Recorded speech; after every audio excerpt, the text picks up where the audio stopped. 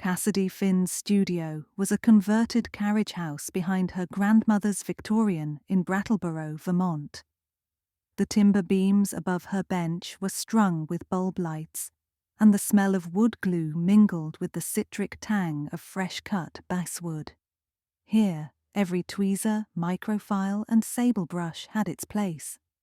Cassidy built worlds smaller than sparrows' nests, shaker kitchens where the drawers slid, Tiffany lampshades rigid with real lead came, fireplaces whose ash was no bigger than pepper grains. People paid dearly for that kind of devotion, but for Cassidy each commission was also a refuge.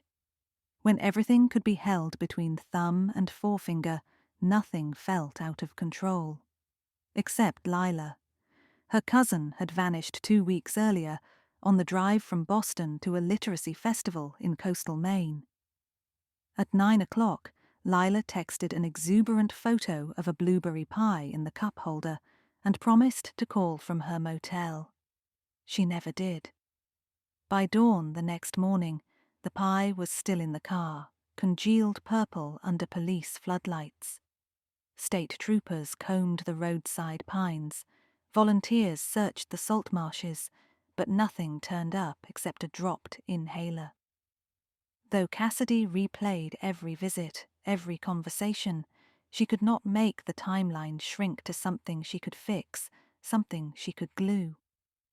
On a Tuesday thick with thunderheads, the mail carrier left a parcel on Cassidy's porch. It was no bigger than a shoebox, wrapped in butcher paper and tied with red embroidery floss, a choice that made her uneasy without knowing why. There was no return address, only her name written in fountain pen script. Inside lay a miniature room. The floor was mottled brown carpet. The walls were vinyl paper printed with a pattern of wheat stalks, 1970s motel decor. A queen bed stood against the far wall, bedspread rumpled. A plastic ice bucket lay tipped, its lid ajar. There was even a tiny square of cellophane on the nightstand, with an equally tiny coaster from the Sea Cliff Motor Inn. Cassidy's heart cramped. Sea Cliff was the very motel Lila had booked. She lifted the walls free of the box. On the carpet, in front of the bathroom door, a smear of drying burgundy paint ran in an uneven arc. Except Cassidy knew it was not paint. Whoever built this replica had mixed resin with red pigment and a hint of black flocking to mimic blood oxidizing under air. She had used the same technique for a Victorian surgery commission. But she had never added the faint shoe tread at the smear's edge, nor the minuscule scrap of fingernail half hidden in pile. That detail chilled her. Beneath the diorama lay a single line typed on a cardstock strip. See what the eye missed. Cassidy's hands trembled so hard she had to sit on her bench. She examined every square centimetre, photographing angles, jotting notes. The open motel door, why did the builder omit the safety swing bar? The lamp's pull chain was broken, one ball missing. A Bible in the drawer was turned to Lamentations. And on the bath mat, faint but deliberate, a thumbprint done in glossy medium. Where police saw chaos, the artist saw pattern. Was it a taunt, a clue, or a desperate message from Lila herself? She drove the replica to the Brattleboro substation. Detective Rourke, overworked and undercaffeinated, listened politely until Cassidy finished, then folded his arms. Miss Finn, people send all kinds of sick mail after a disappearance. If there's DNA, we'll test it, but it doesn't change jurisdiction. Maine state is primary. You're missing the point, Cassidy insisted. The person who built this knows things the crime scene techs missed. Rourke shrugged. Or read the same leaks on the internet. Cassidy left with the miniature still in an evidence bag, but not in police custody. They wouldn't see what she saw. The maker spoke her language. The obsessive scale. the hand-routed moulding, the imperfect glue squeeze-out sanded flush, only where the viewer's eye tracked. Perhaps the maker had sent it specifically because Cassidy alone would grasp its vocabulary. Back home, she removed the walls again, squinting through her jeweler's loupe. The wallpaper's backside bore a watermark: Beresford Design Workshop, Boston, hand silkscreen. Beresford had closed 5 years ago and sold their remaining rolls by silent auction. Cassidy remembered because she had bid on several but lost to a Boston antiques dealer. She reached out to her friend Marisol, a restoration artist in the South End. "I do remember those rolls," Marisol said over the phone. "A guy came in last winter hunting them. Tall, clean shave, wore nitrile gloves the whole time, paid cash. Did he give a name?" "Just left a card that said Maplewood Restorations, no number." Maplewood, the name prickled. Cassidy Googled until the screen blurred. Maplewood Restorations was incorporated in Massachusetts, but listed a mailing address in New Harbor, Maine, the same county where Lila vanished. Its website was a single page declaring under reconstruction with no links. Cassidy packed a duffel with field lenses, a headlamp, and a heavy brass straight edge that doubled nicely as a club. She told her grandmother she was delivering a rush commission in Portland. She drove east through misting rain, while autumn maples hemorrhaged color over the interstate. New Harbor was a former shipwright town whose main street ended at a shuttered sardine cannery, boards creaking in the tide wind. Maplewood Restorations, according to her phone, sat 3 miles inland, at the terminus of an unpaved spur. The gravel rattled under her tires like teeth in a jar until the forest swallowed reception. At last the road widened into a clearing before a cedar shingle mansion gone grey with neglect. Cassidy killed the engine. She could hear her pulse in her ears. The mansion's veranda sagged, but the front door hung square, newly painted hunter green. A brass plaque read Maplewood, the letters filed crisp.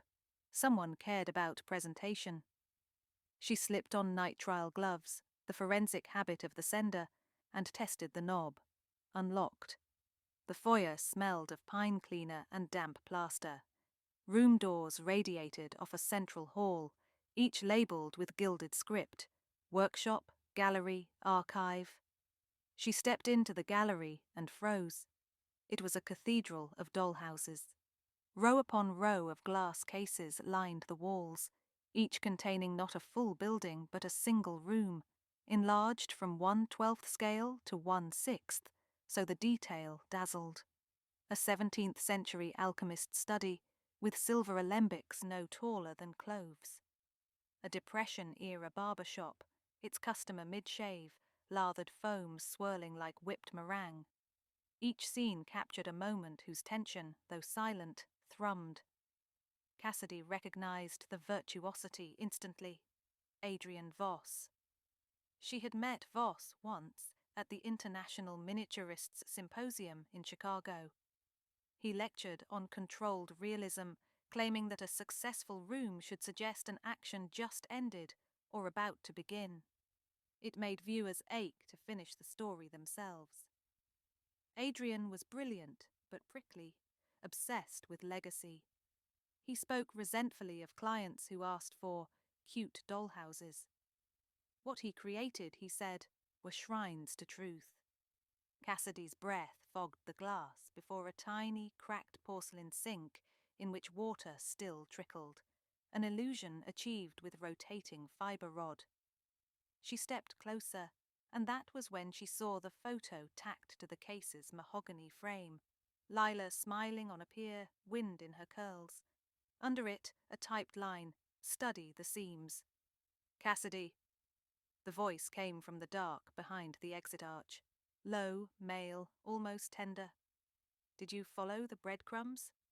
Adrian Voss emerged, dressed in a charcoal lab coat, slim spectacles perched like scalpel blades on his nose. In his right hand, he twirled a craft knife. "You sent me the motel room," Cassidy said. Her own voice sounded foreign.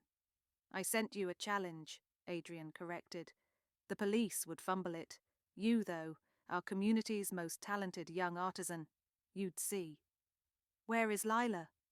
Adrian smiled without showing teeth.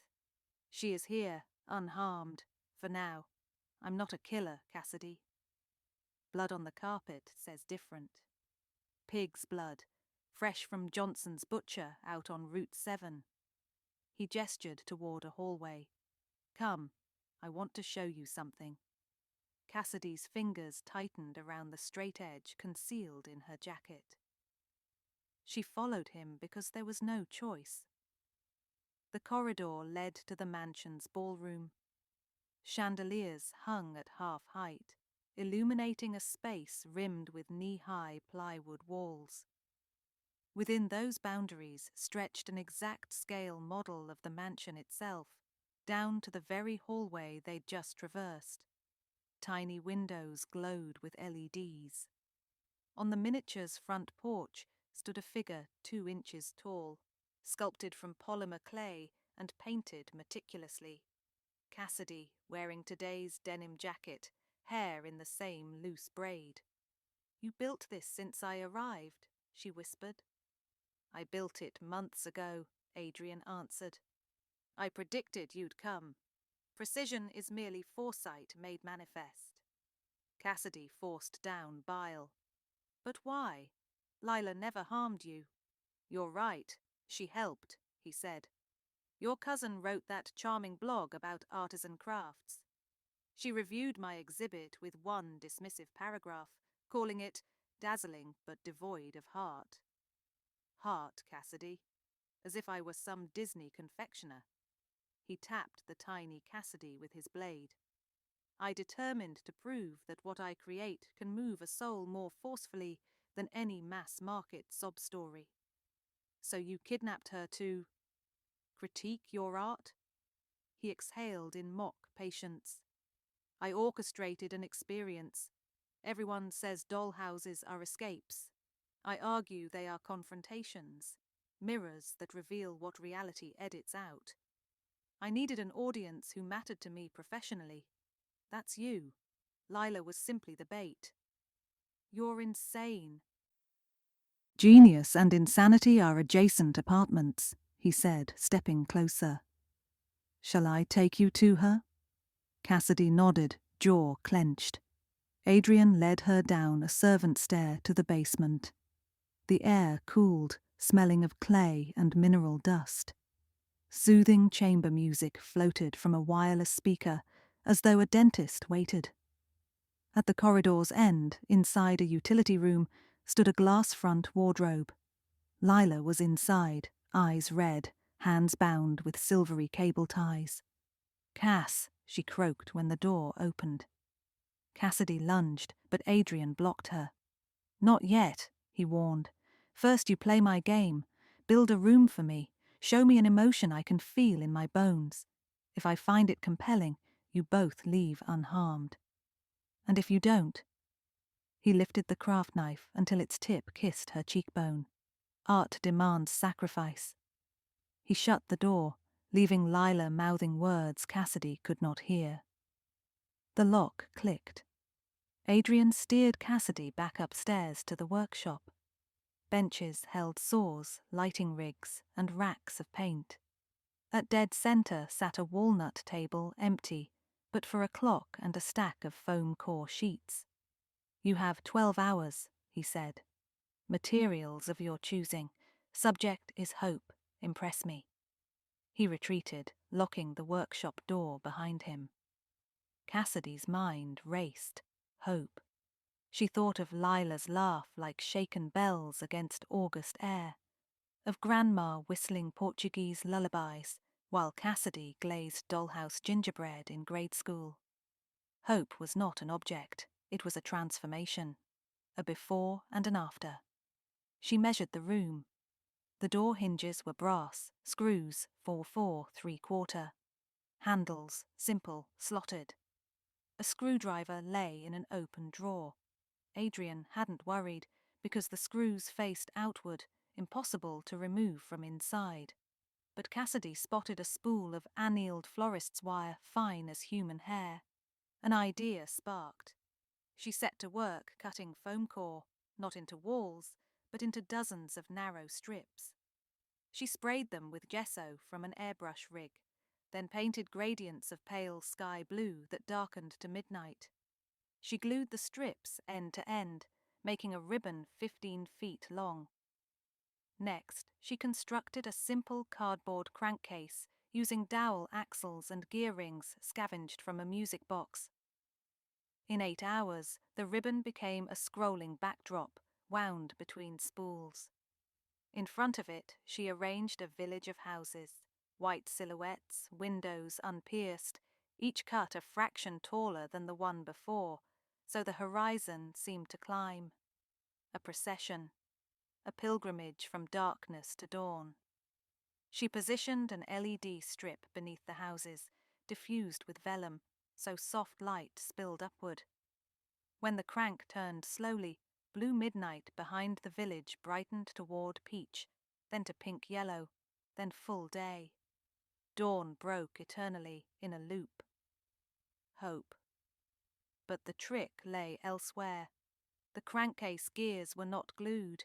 They were threaded onto screws she had replaced with ones a half-inch longer, roomy enough for the annealed wire to wrap. Lengths of that wire ran behind the workbench, through a crack in moulding, and into the hallway wall where the hinge screws of the workshop door rested. Each hinge used 2 screws. She had slipped wire around the exposed threads from the workshop side. With torque, she could twist them free from this side, the side with slots hidden in the jamb. Cassidy wiped sweat from her brow. 40 minutes left. She whistled, loud. "Adrian, it's finished." After some seconds, keys rattled. The door opened. Adrian stepped in, eyes alight. He surveyed the model and, exactly as she'd hoped, moved toward the crank. As he leaned to inspect the gradient, Cassidy tightened her grip on the wires looped behind a table leg. She jerked. The workshop door sagged as its top hinge screw popped. Adrian jerked upright. "What?" Cassidy thrust her weight again. The second screw tore loose, metal shrieking. The door lurched inward. Adrian spun, but the straight edge in Cassidy's other fist connected with his temple. He dropped, blood threading his hairline like red floss. Cassidy sprinted. The unlocked door gave. She followed the wire path, unwinding it, unscrewing remaining hinges enough to slip through. Adrian groaned behind her, staggering. Down the stairs where she memorized the turns before, she flew, yanking the florist wire spool with her. At the wardrobe, she clipped the tie with her straight edges corner, cut on the beveled edge like a chisel. Lila collapsed into her arms, sobbing. "Can you run?" Cassidy asked. Lila nodded, though unsteady. They climbed the servants' stair while Adrian's curses echoed. Cassidy wished for her phone, abandoned in the car, but memory supplied the mansion's layout. Instead of the front hall, she guided Lila toward the gallery. Confusion flashed in her cousin's eyes. "He'll expect front doors," Cassidy hissed. The gallery's far wall bore a freight elevator, sized to move crates of exhibits. Cassidy jammed the call button. By miracle, power still flowed. The cage descended with a clang. They stepped in. She hit ground. Before the gates shut, Adrian appeared at the corridor's mouth, one eye swollen purple. He charged, knife raised. Cassidy yanked the florist wire spool from her pocket, whipped the length across his face like a lash. He recoiled, slicing empty air as the elevator sank. They exited into a loading bay strewn with shipping pallets. A side door gave to the overgrown drive. Night had fallen. The clearing glimmered under cold stars. Cassidy's car waited like salvation. They tumbled inside, locked doors, peeled gravel. Lila wept wordlessly until the paved road appeared. Only then did Cassidy's own tears breach. Sirens met them at the general store half a mile from town. Rourke had traced her debit card at a New Hampshire gas stop and finally taken her frantic voicemail seriously. Officers escorted them to the precinct, where Cassidy surrendered the motel diorama, the ribbon model, and the wire contraption as evidence. Maine State Police raided Maplewood at dawn. They found Adrian unconscious beside the half-finished Dawn village, wrists lashed by the same florist wire he'd overlooked. Around him sprawled hundreds of tiny rooms, each depicting violence he never carried out until Lila. The prosecutors would debate insanity. Journalists would gorge on headlines about the Chamber of Dollhouse horrors. But in the hospital ward, where Lila breathed safe under cotton sheets, none of that mattered. Cassidy sat by her bedside, a shoebox on her knees. "I made you something," she whispered, opening the lid. Inside, on a base no bigger than a paperback, stood the scrolling Dawn village, gear crank restored. But this time, silhouetted at the horizon, two polymer clay women walked side by side, arms linked, Cassidy and Lila. Cassidy turned the crank. The ribbon unspooled, dark fading to amber, then gold. Hope, again and again, perpetual. Lila watched, eyes shimmering, until Dawn returned to its start. Then she broke into a laugh, a bright, shaken laugh, but real. Outside the window, the sun crested, light touching the mountains like fingertips. Cassidy thought of scale, of measurement, of worlds within worlds. Some horrors could be rendered small, boxed up, labelled evidence. Others left spaces only Dawn could fill. She wound the crank a second time, and with each revolution the room grew warmer, as though even here, in this life-size ward, miniature light could heal what the eye had missed.